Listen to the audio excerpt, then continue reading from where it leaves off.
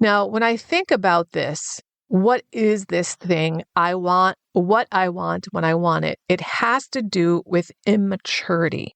Now that I'm in recovery and emotionally sober, I'm a mature adult, I have patience. I'm able to delay gratification. I can see that I had this I want what I want when I want it mentality in many areas of my life, especially before recovery. And I know that I'm not alone in that. Hi, I'm Barb Nangle. I want to welcome you to my podcast, Fragmented to Whole, Life Lessons from 12-Step Recovery, where I help people heal their emotional, psychological, and spiritual wounds and make deep, lasting changes in their lives. I'm the founder and CEO of Higher Power Coaching and Consulting, LLC, where I coach people on how to develop healthy boundaries. On this podcast, I share my experience, strength, and hope from recovery. I don't support or endorse any particular 12-step recovery fellowship, and I don't claim to speak for any particular 12-step fellowship. I also don't believe that 12-step recovery is the only way to recover. You might need additional help. My hope is that you'll find my words concretely helpful in improving your life, whether you're in recovery or not. If you like what you've heard on this episode, please screenshot it and share it on social media. And if you do, please be sure to tag me at Higher Power Coaching. This is episode 197, Delayed Gratification, the antidote to I want what I want when I want it. I don't think I realized this before I got in recovery, but that was kind of my attitude much of the time. I want what I want when I want it. Here's an example from the 6-week solo road trip I took in the fall of 2018 in a camper van out west. This was a van I rented through outdoorsy.com, which if you're not familiar, it's kind of like an Airbnb for RVs.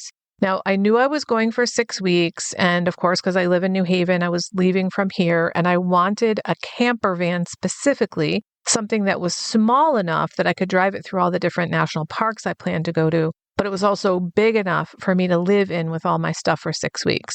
That meant that I needed to find something that was close enough for me to drive to pick it up from New Haven, Connecticut, and it needed to be a camper van that was available for the 6 weeks I planned to go. Now, I found such a van in upstate New York that was close enough, and when I went to go check out the van, it was dinged up in a couple places on the outside. On the inside, the vinyl or whatever it was on the ceilings and the walls was kind of cracked, and the owner tried to patch it up with duct tape, and because it was a really hot day in August, the duct tape was peeling off.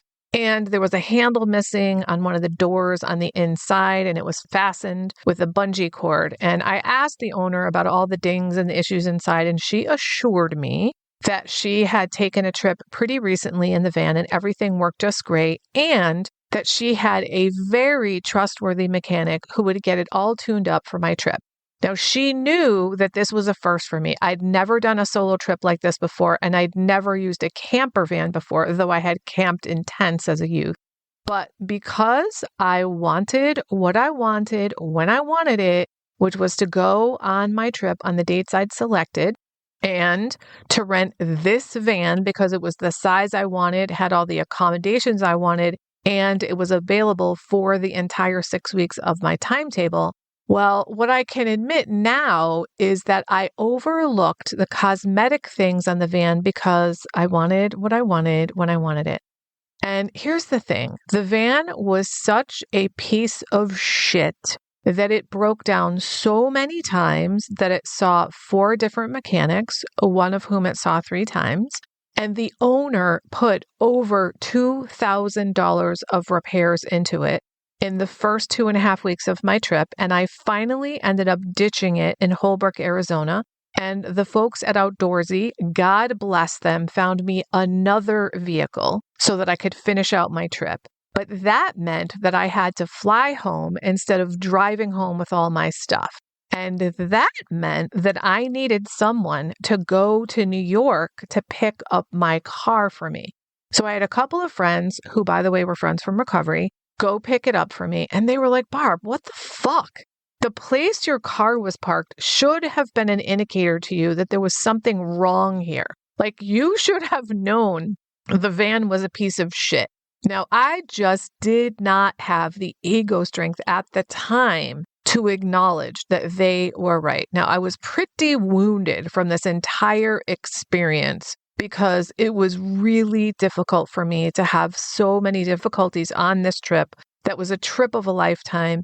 And I wasn't as far into my recovery as I am now. And to go along with the theme from the last episode, I was still pretty deep in denial about my life and how my high tolerance for dysfunction enabled me to put up with shit a normal person wouldn't. So I didn't have the ego strength at the time to admit that they were right. I should have known there was something up with the van and the whole situation. And it took me quite a long time to tell anybody what a piece of crap the van looked like cosmetically when I first went to see it. Now, not that you need these details, but I do want to share a couple of details about the van. The first day of my trip, I wanted to park in mid-afternoon and leave the air conditioning running because it was too hot to park without it. And I'd left my house at like 5 a.m. and I was fucking beat. Well, I wanted to take a nap. So the air conditioning wouldn't work. And I found out a few days later that that was because the generator wasn't even connected, or maybe it wasn't turned on. And that's why also the refrigerator kept going off unless the van was running. So that was the first indicator that something was up with the van. Now, a few days later, I was in Tupelo, Mississippi. I decided to stay there at the same campground for the entire weekend because it was Labor Day weekend. And I didn't want to take the chance of not being able to find a campground on such a busy camping weekend. There was a local mechanic there who is the one who determined that the generator hadn't been turned on or hooked up or whatever. It was so long ago, I don't remember exactly which one it was. Now, he worked on it to fix a few little things like putting a new shower head in and stuff like that.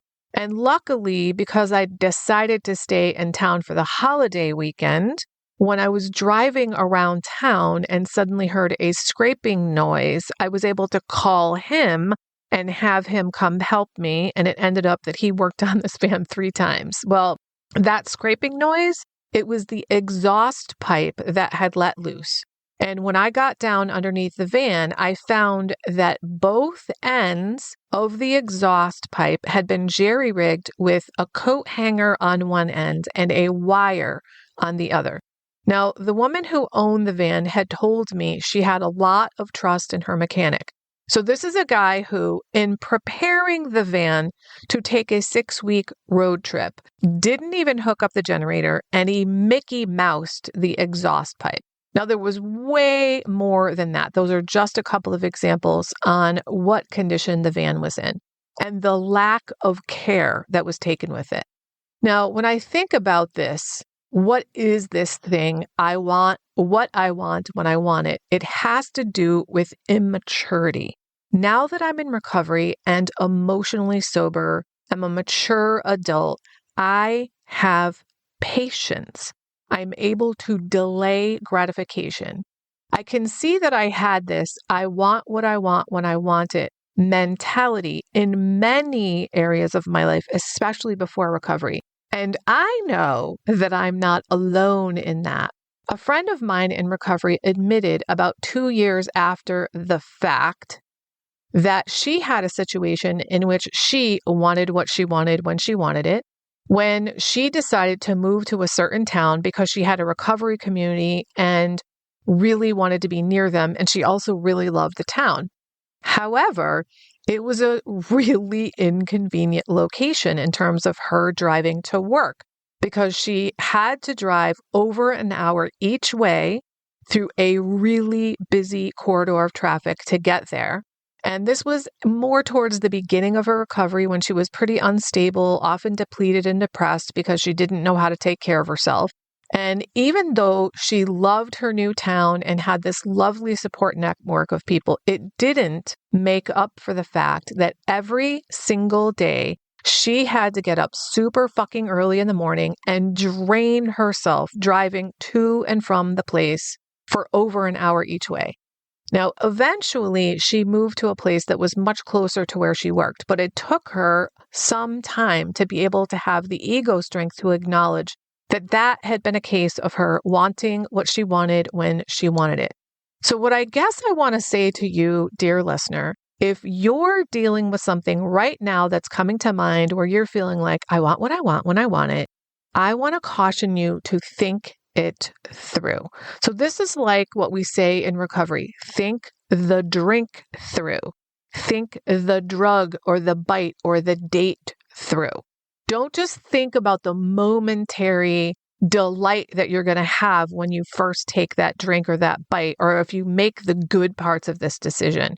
Don't just think about what it's going to be like when you have the good aspects of the thing you want. Think through what could happen if you continue to ignore the negative aspects of that decision.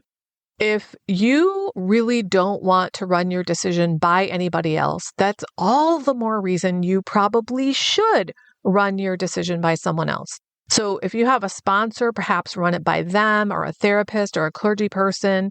Just find some trusted other mature person who is going to tell you the truth. Now, it doesn't mean you have to do what they say, but when you hear yourself saying something out loud, it might wake you up out of your own denial about the decision. I think if I had said out loud to somebody, I went to go take a look at this fan and it had dents and scrapes on the outside, and cosmetically on the inside, it was a piece of crap with duct tape that was peeling off, and it was parked in a really dilapidated place that looked pretty seedy. Now, if I had said that shit out loud to someone else, I probably wouldn't have gone through with it and would have tried to continue finding another vehicle that was available for my 6-week trip, but I wanted what I wanted when I wanted it. Now, you don't have to live like that. Think maturely about your decisions. Delay your gratification long enough to think reasonably through your decisions. Live your life in such a way that you're not making it harder for yourself. We want to live in such a way that we're making it easier on ourselves. And one of the ways to do that is to think critically about the decisions we're making. Ask yourself, what am I trying to ignore? I guess that's really the secret here. Delaying your gratification long enough to look at the truth of things. Stop ignoring those red flags and ask for help if you don't trust your own judgment. Just because you want what you want when you want it doesn't mean you should have it. I was recently reminded by a friend that when I first started recovery, I didn't feel lovable. I almost can't believe that I used to feel that way, and that I kind of forgot something so profound, because I truly love myself now. And I want that for everybody.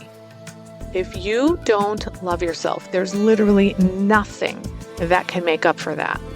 I created something exclusively for my private clients, since many of them don't love themselves. And I've now opened up my private vault to share it with up to 10 people individually. It's called the Self-Love Sprint. You'll grow to love yourself and truly feel worthy, so you can stop saying yes when you really want to say no. Stop neglecting yourself and putting everyone else first.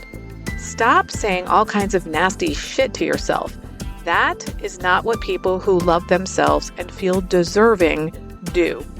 You'll stop being afraid that others will think that you're selfish for taking time to care for yourself. This is also for you if you don't really know who you are because you've always been such a fucking chameleon. Go to higherpowercc.com/love sprint. Remember, I'm only offering 10 of these, so don't wait. If you like this podcast, and I'm guessing you did or you wouldn't still be listening, then you're gonna love the other things I have to offer. If you'd love pre-release podcast scripts and episodes before anyone else gets them, or if you'd love access to content from my private vault that I developed exclusively for my private clients, which is like having a work session with me without me actually being there, go to patreon.com/higherpowercoaching. There are 3 tiers ranging from as low as $4 up to $24 a month. You'll also love my weekly newsletter, Friday Fragments, which has content very similar to the podcast. You can check it out at fridayfragments.news. That's fridayfragments.news. Please like and subscribe to my podcast on your favorite podcast outlet. I'd also love it if you'd leave a review, which you can do either in the show notes or on Apple Podcasts. It really helps other people find my podcast so they can get the benefits you've gotten from listening. If someone came to mind when you listen to this particular episode, please share it with them. And my favorite place to hang out on social media is Instagram. I'm at Higher Power Coaching. Please DM me there. I'd love to hear what you got from this episode. I run group and private coaching programs on building healthy boundaries. Whether you need help with boundaries in your personal, professional, or romantic life, I can help. Head on over to barbchat.net, where you can hop onto my calendar for a free 30-minute Better Boundaries consultation. My ideal client is someone who is ripe for change. If that's you, I would love to work with you. My goal with all my work is to help you make lasting changes in your life like I've made deep, lasting changes in my life. Remember, it's never too late to recover. No one is beyond hope, and healing is possible. Thanks for listening.